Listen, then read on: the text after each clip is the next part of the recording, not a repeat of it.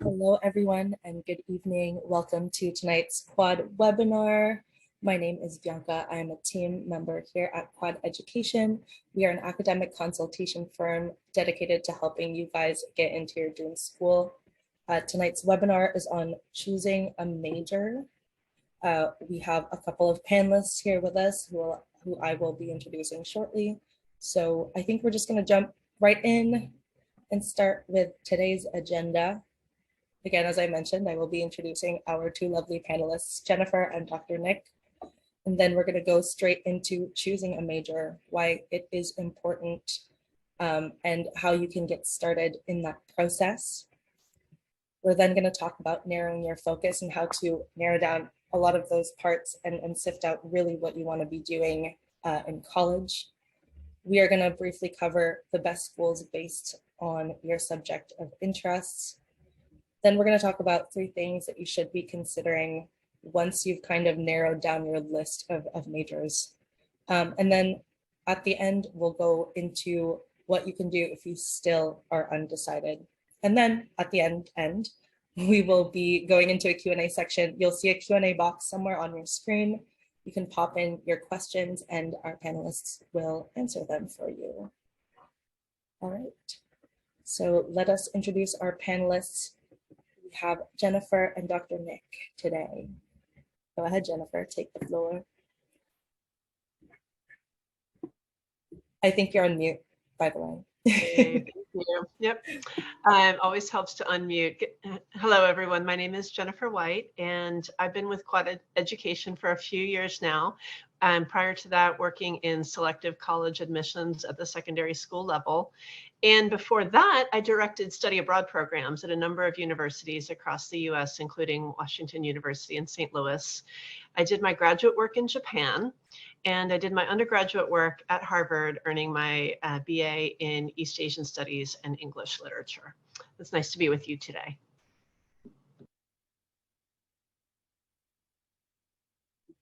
And Dr. Nick is here with us. I'm not sure if his camera is working today, but yeah, it's your time to shine. No problem. Hello, everyone. My name is Dr. Nick Accrocco. I've been with Quad for a little over a year now. So I went to Vanderbilt for my undergraduate degree and also got my master's in higher education administration at Vanderbilt.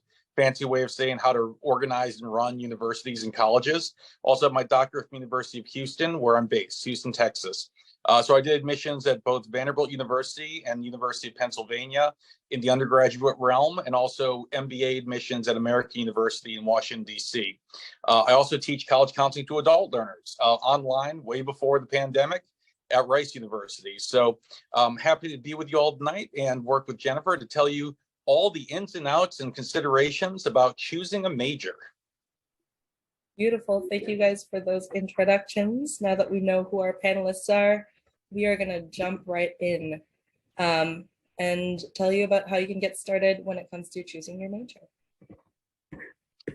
So one thing I would say before we even get into all, there's also a lot of pressure on students and parents to kind of know what you want to be when you grow up. You know, where do you want to go to college? What do you want to study? What do you want to do with that? These are all important questions, but it's okay to not know the answer as a high school student or as a high school senior, or even once you get to undergraduate study. Basically, you're trying to figure out, am I more of a humanities student? Am I more of a STEM student? I have some students who will tell me that they have something with, you know, laser-like focus, that they say, I really want to do this, and that's what they focus on, and that's what they ultimately pursue. But I have plenty of students who find something once they get to their undergraduate courses. Maybe they have a professor who gets them really excited about one thing or the other. And that can happen. Or you very well might add, another major. So it's very common for students now, regardless of where they go, to double major. So basically, as you're trying to figure out kind of what this is, it's okay to not have specific ideas as to what and when and how. That's kind of what the whole process is about.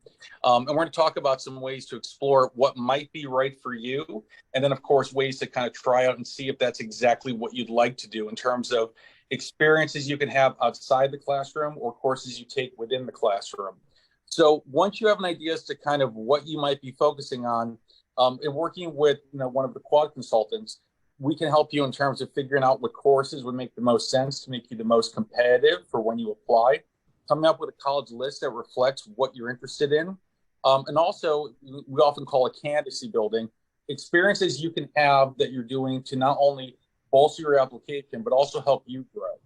And the reality is, like, I think there's sort of a big misconception out there that colleges are looking for specific categories of things that you should do. Like, you have to have anything about like community service or leadership, creativity, or science, what have you. It's okay if you do all of those things or focus on one thing. But basically, you're just trying different ideas out and trying out and seeing, is this something I like? Is this something that I'm curious about?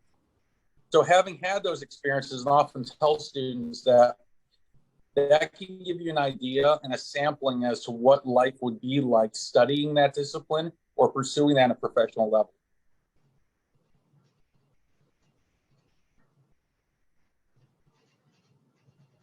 Amazing. Do you have anything to add here, Jen? No, I think that was very comprehensive. Beautiful. All right. All right, let's move on to the next one. And so you might be thinking, oh my goodness, how do I get started? My parents are software engineers. Do I have to be a software engineer? My parents were elementary school teachers. I did not become an elementary school teacher, although I did go into education.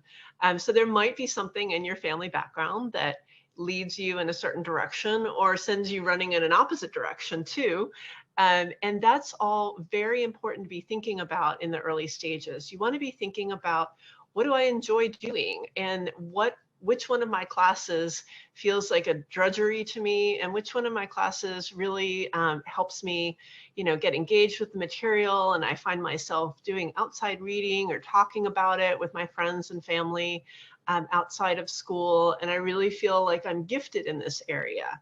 Students, by the time they reach high school, pretty much have a sense of, for many students, like math and I are not friends, or foreign languages and we just don't get along. And that's really fine. And it's important to kind of have that awareness as you're going through high school, even as you do have to complete a breadth of educational subjects.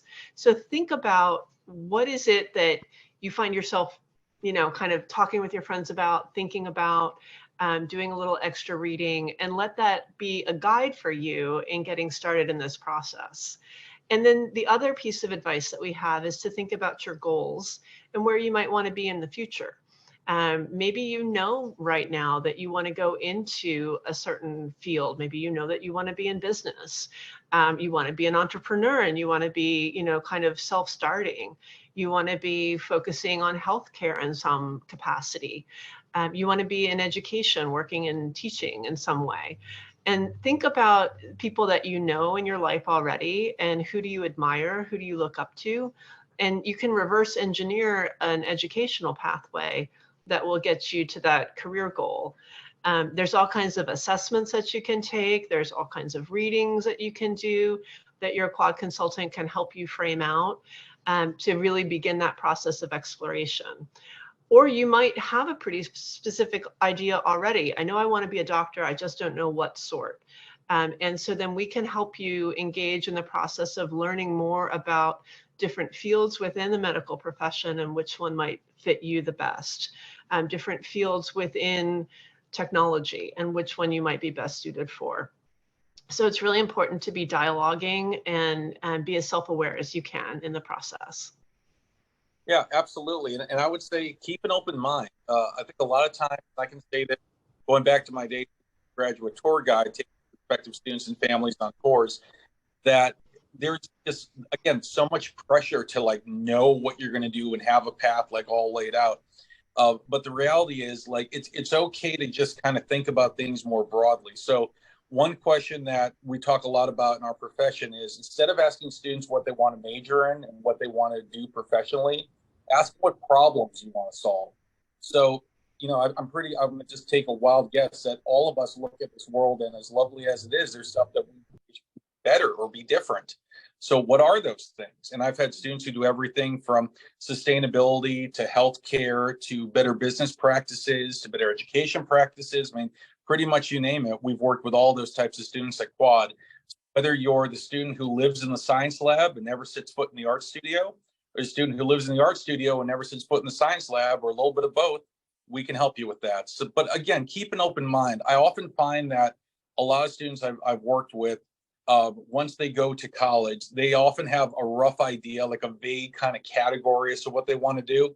But one of their professors gets them really interested in one particular subject or aspect of that subject.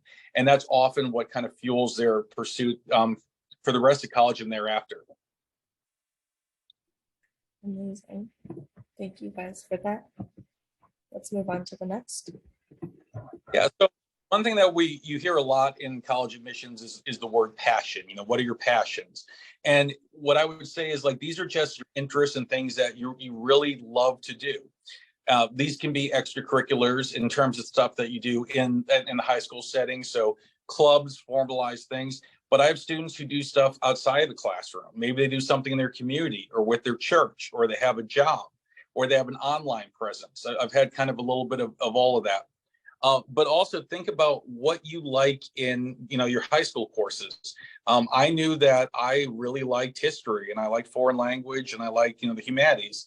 You don't want me in front of math, but I knew that I was kind of more the path I was looking at. However, I didn't take a single education course as an undergraduate student. I took, anthropology and history, and that taught me how to think. And then once you get to grad school, that's where you actually learn that specific idea. But it's okay to kind of not know. So undergraduate's very much about exploring all the different concepts out there. And whether you pursue graduate school or not, that's a chance for you to have lots of experiences. You'll find, regardless of wherever you go to college, university, there's tons of opportunities, internships, research opportunities, study abroad, like so many things out there.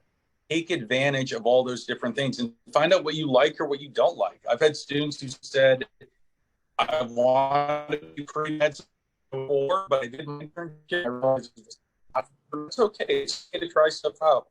And admissions officers will not fault you for trying things out and deciding that it's not for you. So if you pick up an activity and you find it's not your cup of tea, that's all right. Just pick up something different.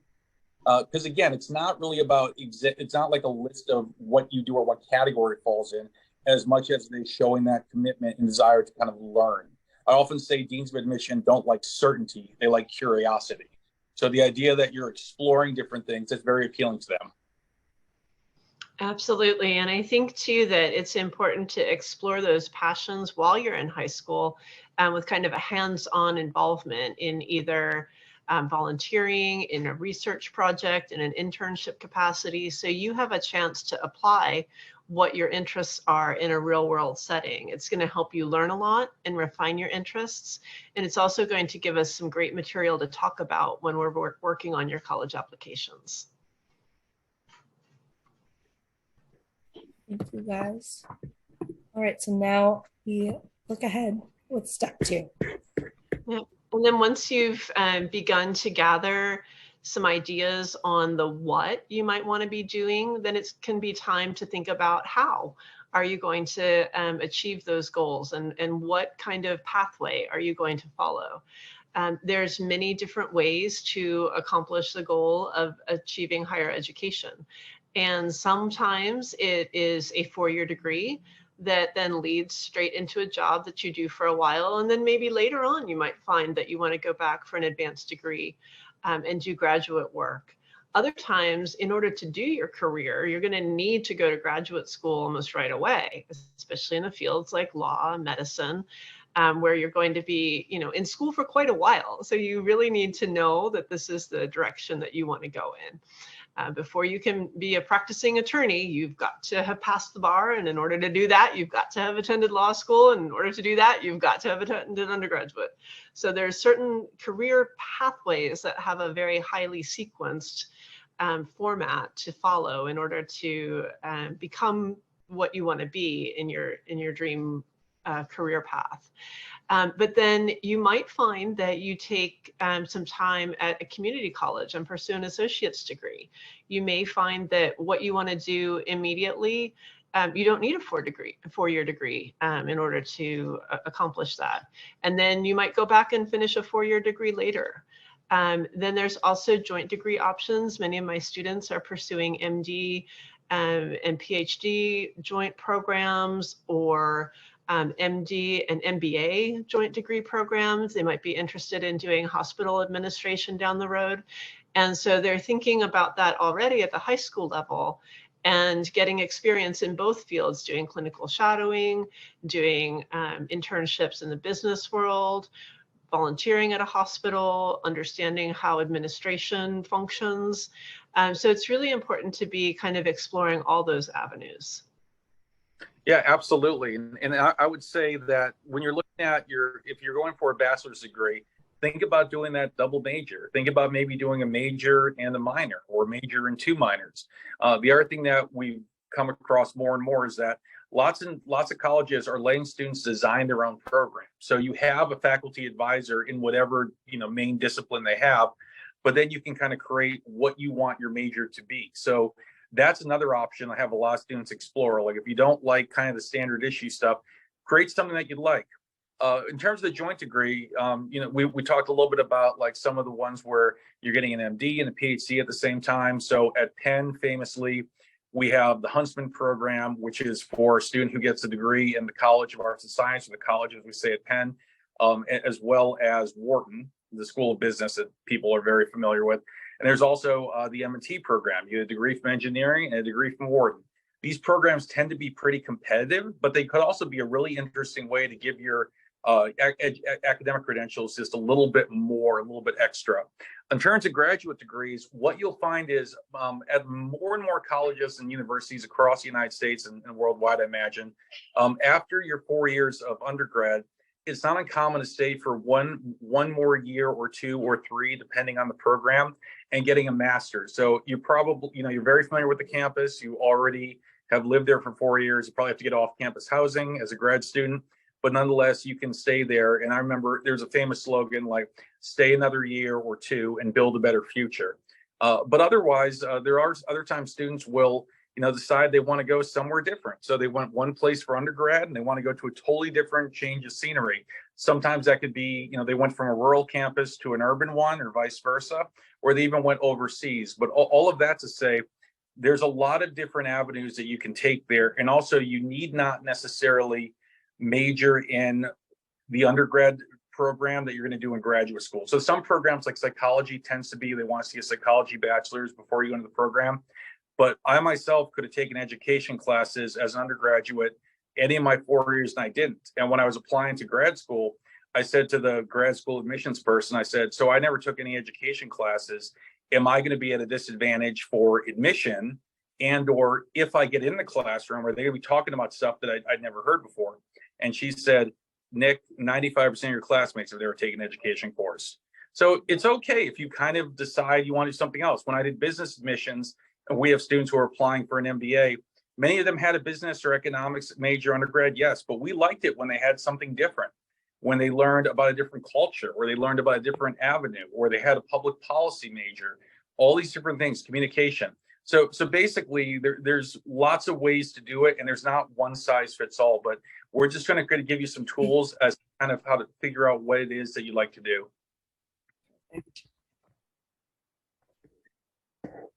Oh, so speaking of which, so definitely like keep an open mind, and I would say talk to lots of different people, and that can be everything from your counselors and advisors, and of course, at Quad we do a lot of those conversations with students and parents talking about it. We oftentimes can also, and colleges will do this too, you can talk to a current student who's actually studying that. And oftentimes they can be from your geographic region. So you can kind of get an idea. So like what it's like to be a student from where you live, going to college or university, pursuing that. There's also lots of different career assessments out there. This can be very, very helpful in terms of figuring out what you might want to do. By no means you have to say, like if it says you should do this and that's not really what you were thinking, that's okay. But it can identify things that you may not have thought about before. The other thing that we will talk a little bit more about this later, but also talk to people who are already in the fields that you might be interested in. So it can be practitioners who are doing that at a professional level, and that's their salary or whatnot. and or professors who are actually doing academically. They might be doing research. You also have professors who may be teaching courses, but they also have a professional job as well. And what I often tell students is ask them, how did you get into this? Like, what do you like about it? What would you change about it? Polite way of saying, what don't you like about it? And sort of like pick their brain. Oftentimes we call these informational interviews, where you're just asking them questions about kind of what's it like to be a day in the life of an engineer, or someone who is researching archaeology, or writing the great American novel, or finding a way for clean energy. Whatever the case may be, there's lots of people out there who can tell you about their path and how it might apply to you. Perfect. So now that we've kind of explored the first few steps to help you decide what your interests are in terms of pursuing a major, we're going to talk about how you can narrow your focus and specific questions you should be asking once you have a shorter list. Exactly. So here are a couple of areas that we want you to be thinking about as you're in the process of making a final choice about your major.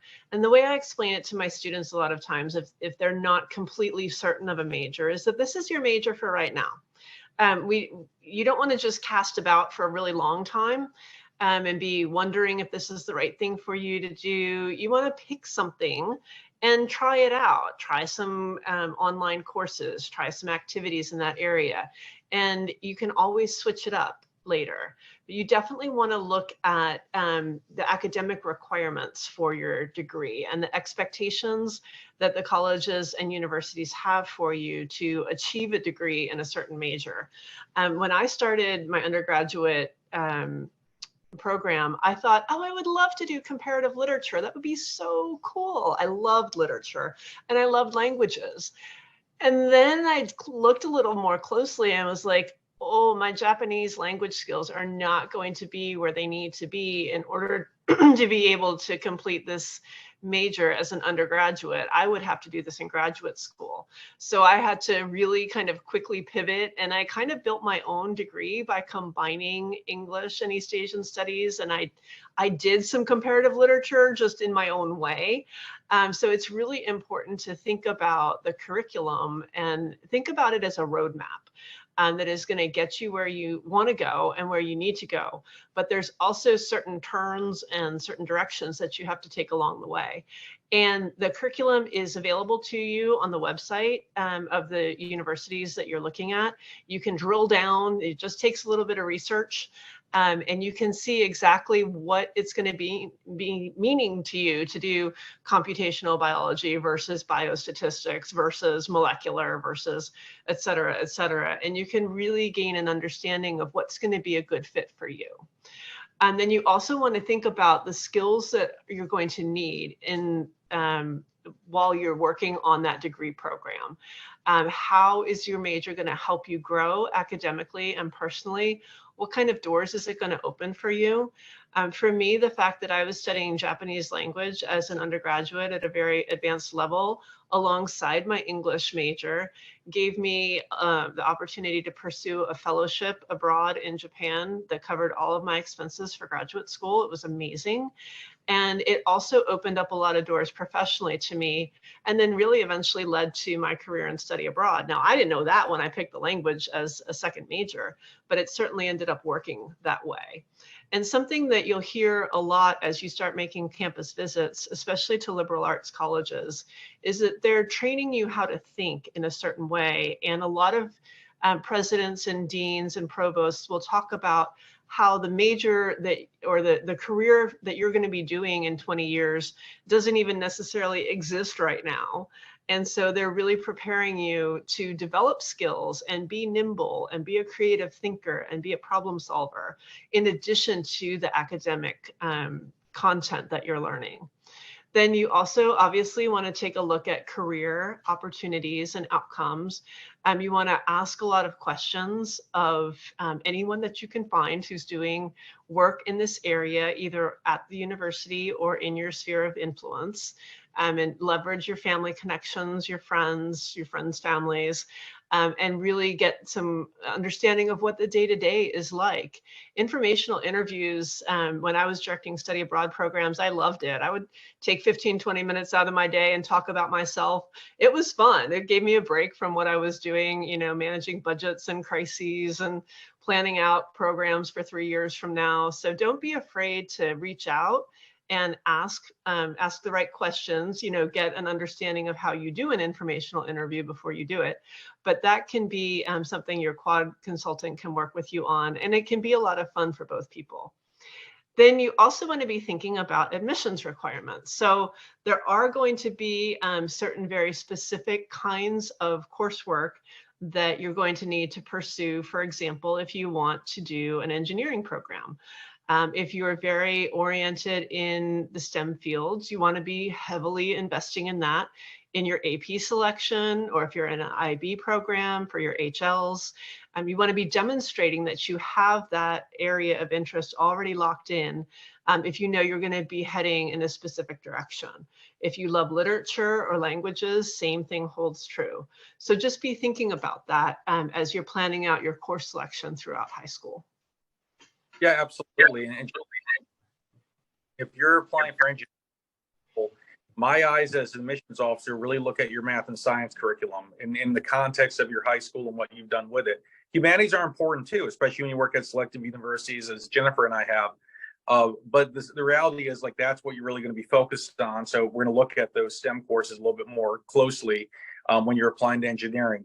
But a couple of things here. So one question I used to get all the time as an officer when I do college fairs, and I get it all the time as an educational consultant, they'll say, well, do they have pre-med? Do you have pre-med as a major? Every major is pre-med. There is no such major called pre-med.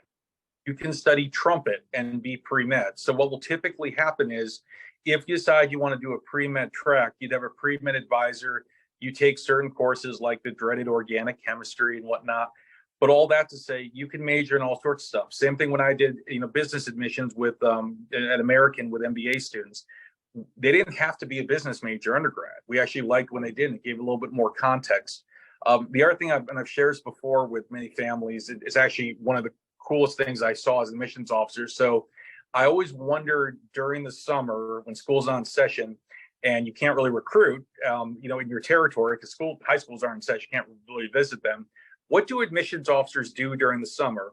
And what I learned is a lot of Netflix, but also at the offices I worked at, we had update meetings. So what would happen is different organizations from campus would come. So study abroad would come, dining would come, Greek life, any of that stuff would come to our office and just kind of tell us what was going on. So one day, Vanderbilt medical admissions came to our office, and they said, okay, we're gonna give you 2 documents. Here's all the people who've been admitted and where they went undergrad, and here's all the majors that they had as an undergraduate student. So you would think it'd be like all these super selected places. They were all over the place, like all different colleges, all different regions, cultures, what have you, and their majors too. There was a glut of biology, neuroscience, that kind of stuff, but there was all sorts of different ones. So maybe you study a language like Japanese, like Jennifer did. You can be bilingual in the operating room. So all that to say, there's not one set path, and it doesn't have to be like, I'm going to be a doctor, therefore I study biology, and then I go to this place. Like, it doesn't have to be that way. There's lots of different paths to it. Amazing. Thank you guys so much. So now that we have kind of a primer to help you go through your options in terms of majors, we're going to talk about the best schools depending on your interest areas. The purpose of this is to kind of give you a starting off point to kind of look at different curriculums and programs that schools offer based on your interests. So let's get started on that. Yeah, so this just gives you a little bit of a sample as to what's available. This is by no means an exhaustive list. These are just giving you a couple of ideas of some of the more selected places as to kind of what they sort of specialize in. But what I'll tell you is that a lot of times, I think universities might get sort of typecast as, well, all the students who go there do this, or all the students who go there study that. And there's a lot of places that actually have really awesome programs that may not be as well recognized as other ones that they're familiar with. So in other words, like We have wonderful foreign policy study options at both Rice University in Houston, Johns Hopkins in Baltimore, but both those schools are known for their STEM pre-med tracks. But anyway, this gives you a little bit of an idea about arts and humanities, and also you've got business in there. But what we do with our students is, even if you've got some very selective places, we also add places that give a range of selectivity to your list. We always say you want to have a balanced list. So what I often will do is say, okay, your top choice is here. What do you like about there? And the student will tell me the criteria and stuff they like. And from that, it's kind of like when you buy something on Amazon, or you like a song on Spotify or Apple Music or what have you. People who like this also like that. That's how we can make recommendations. All right, perfect. Let's move on to the next slide, where we go over health and medicine, public and social services at universities.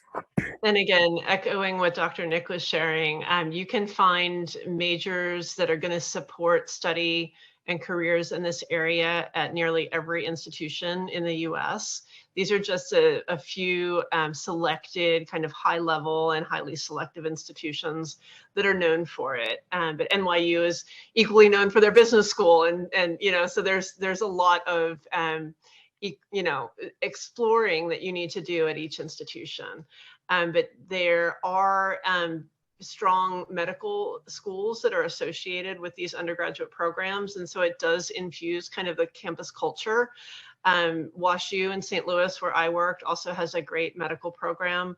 And pre-med advising is very strong at schools that pride themselves on preparing you for medical school. And that's an area, you know, you might be looking at a BSMD program, highly specialized, but you also might want a little bit of flexibility to really chart your course. Am I going to do public health? Am I going to be in a medical program? I'm not sure yet. So let me take a little bit, you know, of a more open journey and see where it leads. But you want to really look into the advising infrastructure and support that's provided to you in any area, but especially for law school and medical school applications, since it's really important that you have experts advising you in that process. And all of these schools are going to have that available to you. For public and social services, thinking about, you know, either undergraduate public policy degrees, some institutions will offer an undergraduate social work degree, or any kind of social science degree that's broadly applicable, sociology, even anthropology, that might help you prepare in this area. These schools are very well known in that respect. And to the list, I would add Duke, has a very strong public policy program. And it's not a terribly popular program or well-known program. It can be, you know, a little bit underrepresented with some of the other majors. So you want to be thinking about, you know, if you want a career in public service, maybe you're interested in serving in government, public policy is a great field to go into. Any kind of social science is going to help you in that area. All right, and then our final list of top schools over here. Exactly. So these are a couple of different places that will all are really strong in STEM.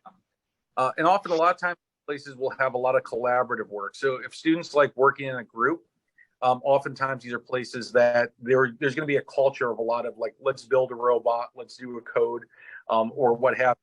But again, you know, engineering schools, some of them are very large, some of them are on the smaller side. So you have everywhere from places like powerhouses like Carnegie Mellon, MIT, Georgia Tech, but also tiny Olin School right outside of Boston, engineering school with a very small student body. That might be right for you. So there's lots of different places that you can be successful. What I always tell students is the good news is you can be happy at hundreds of places. The bad news is you got to go find out what those are. In terms of social sciences, that's what I did undergrad.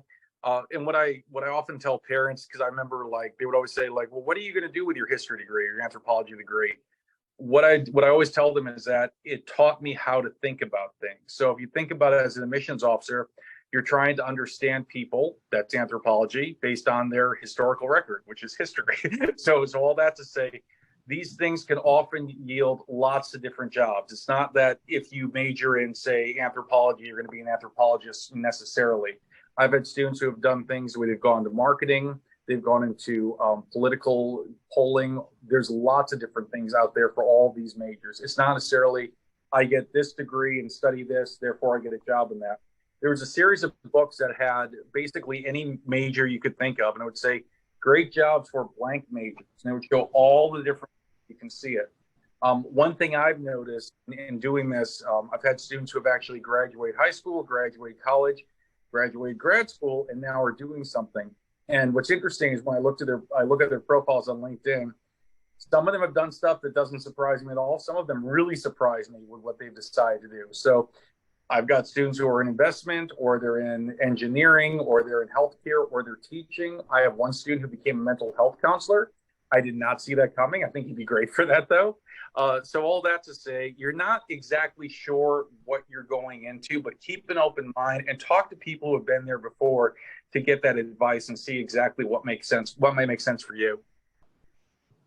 Beautiful. All right. Yep. And so as you are looking at the best schools for the field of study that you're interested in, you're going to be looking at some of these kinds of areas. So you want to think through what you can expect from the different programs. You're also going to be identifying your different options and how the various programs at the schools are going to support you in that area of study. You also are going to walk away with an understanding of what kinds of opportunities are out there for you. And I think a really good area of the institution's website to focus on is that in that area, to learn more in this area, is to look at alumni spotlights. Schools love to feature what their alums are doing. And you can read someone's, paragraph biography and learn how they got to where they are. Look at a couple of those and try to picture yourself 10 years from now, 15 years from now. Would I like to be doing what they're doing? How did they get there? Was it a straight shot? Was it a meandering route? Either one is valid. I like to, comment that when I was an undergraduate at Harvard, they didn't do study abroad. If you had made it to Harvard, you weren't going anywhere. And then I ended up directing study abroad programs for several decades for institutions. So you just never know where you're going to end up. I didn't have a completely straight line, linear path to get to that. I went abroad myself and then wanted to promote that for other students and found a way to do that. But I didn't have that experience myself as an undergraduate. So you never know where your path is going to lead. But sometimes looking at those alumni spotlights can really help help you think creatively and think of things you might not have already. And then they're also, looking into curating this list for yourself of which schools are going to align most with your interests, are going to help you narrow down your focus, because there's so many institutions that you could choose from. And it's really a process of identifying fit between yourself and the institution in terms of academics and in terms of so much more with the campus culture and climate. Yeah, absolutely. And I'll say that I've seen on both the admission side, having a territory and visiting the high schools in my territory, and also working in high schools myself. High schools have their favorites. Many times, like, you'll find that they're all applying to the state institution or a very popular private institution. And there's all sorts of factors: geography, major, school climate, all of that stuff kind of plays a role in it. But all that to say, chances are very good that a school that's popular with your high school, there's students who have gone before you, and they've been exactly in the same classes that you were, with the same teachers, the same principals, same traditions. And you can say, having come from this high school and now being a freshman or sophomore, what is it like on that campus? What sort of things do you like to do? And they might say, well, my professor really reminds us of the history teacher everybody loves. So there's a lot of ways to get information besides just what the brochures and websites are telling you. You can actually talk to students who have been where you are and are now where you hope to go. Beautiful. So as you can tell, based on everything that our panelists are saying, it is a process. Trying to figure out your major and your path in life, it is a process, and it comes with a lot of things to consider. So once you've kind of gone through your thought process, now we're going to cover some things you could consider that might be a bit more technical in terms of choosing your major and choosing your program.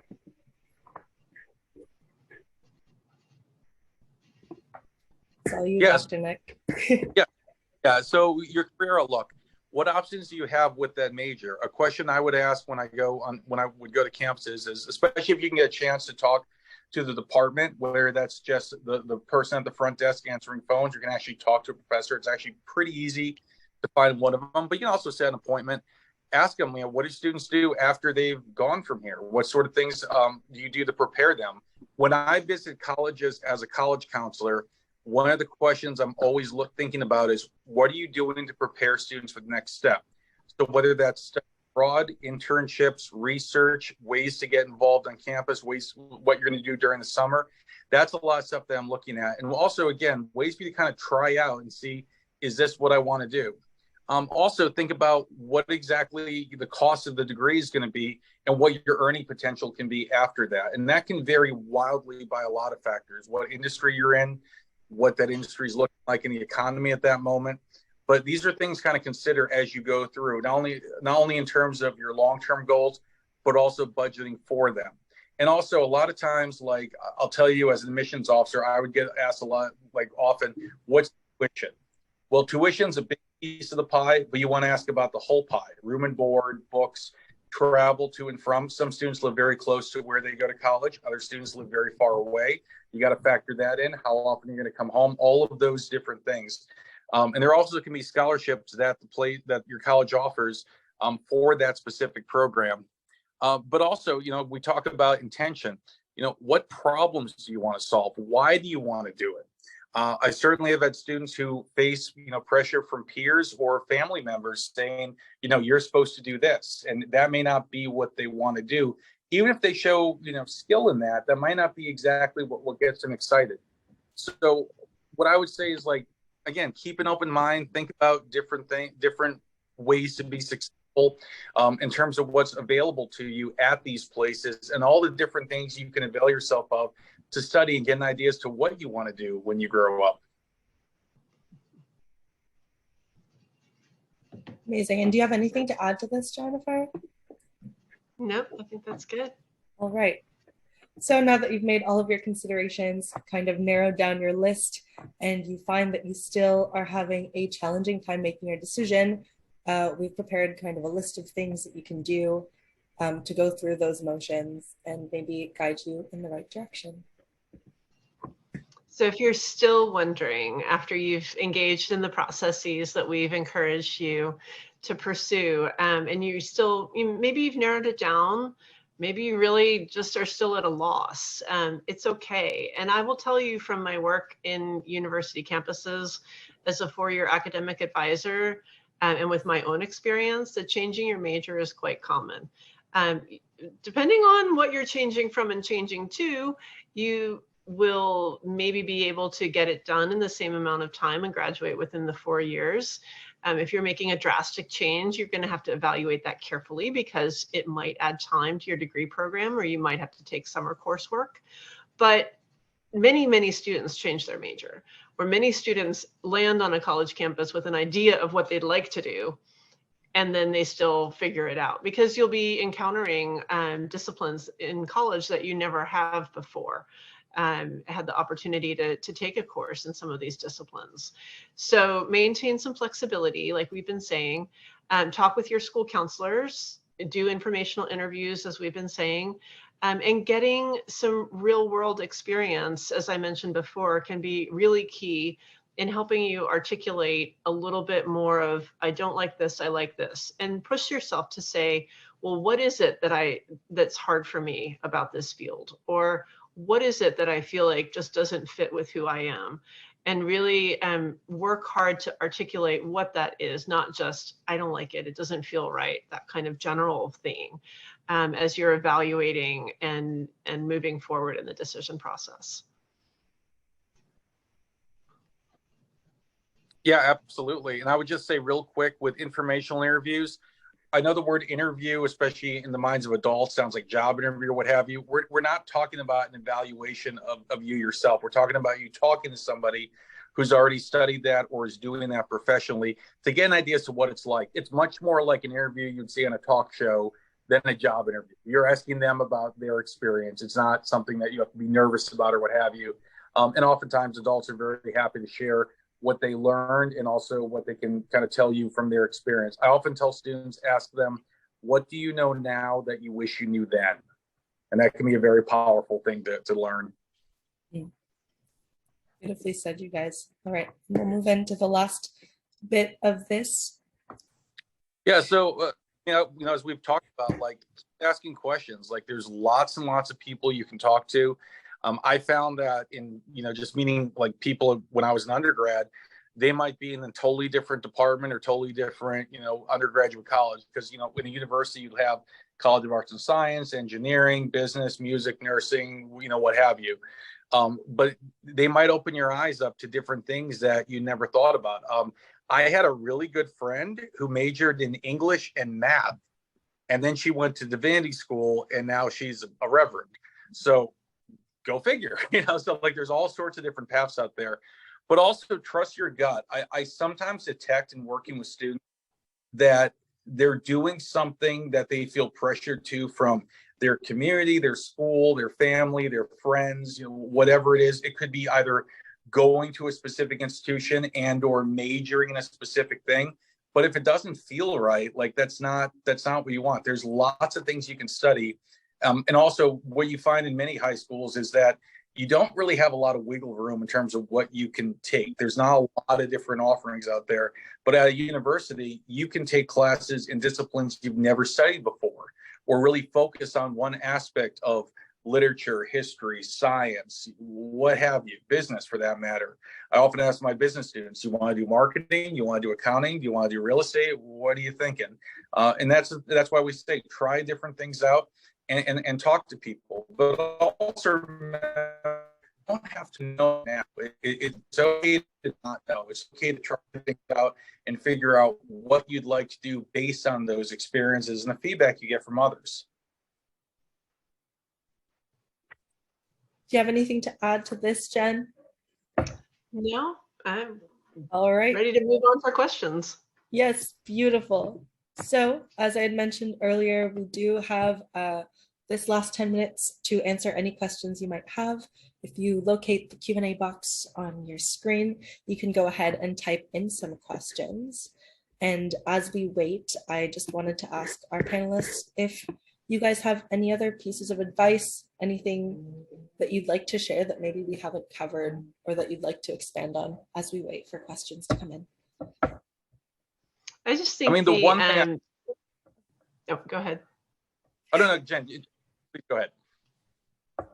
I was just going to say that really, as you're thinking through the range of options to you for your undergraduate degree, that quality of open-mindedness and engagement that we started talking about with, what excites you, what is, something that really piques your interest is going to carry you through the rigors of your academic coursework and hopefully be a really enriching and enjoyable experience, along with being a challenging experience.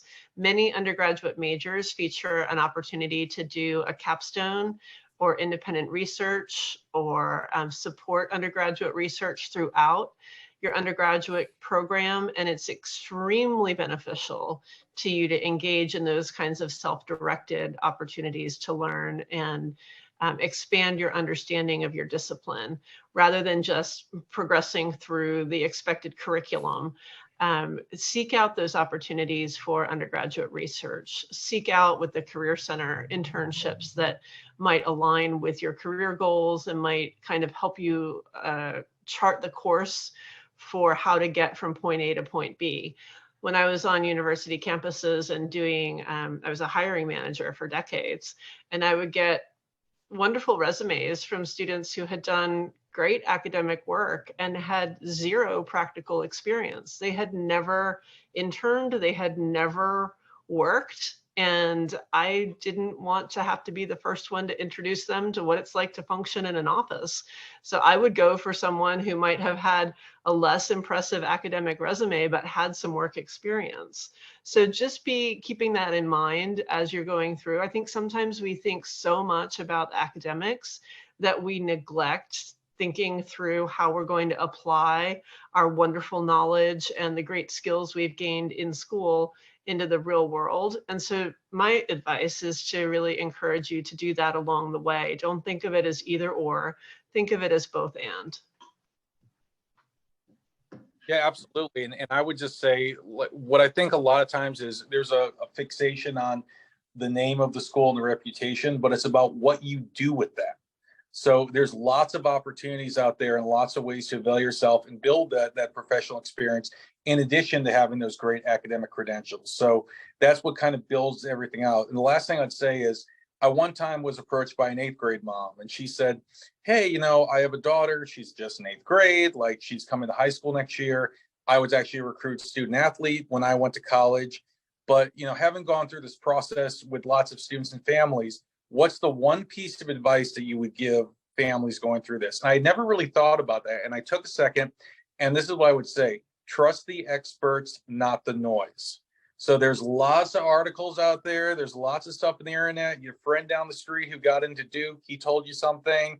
Your cousin said something. Your uncle, there's all this stuff out there. But the fact is, when you work with us at Quad, all of us have worked in admissions. We talk to each other, and that's been really great. So if we have a specific question, we can avail ourselves of our colleagues. But also, your in-house, college counselors, guidance counselors, they can be great. Teachers, they can be awesome. Other students who have gone before you, that's way better than some anonymous internet post or something. So a lot to say, like, there's a lot of chatter out there and there's a lot of things going on. But the people here, we're here to help you. And even as admissions officers, I would often give the exact same advice in the info session for people visiting campuses.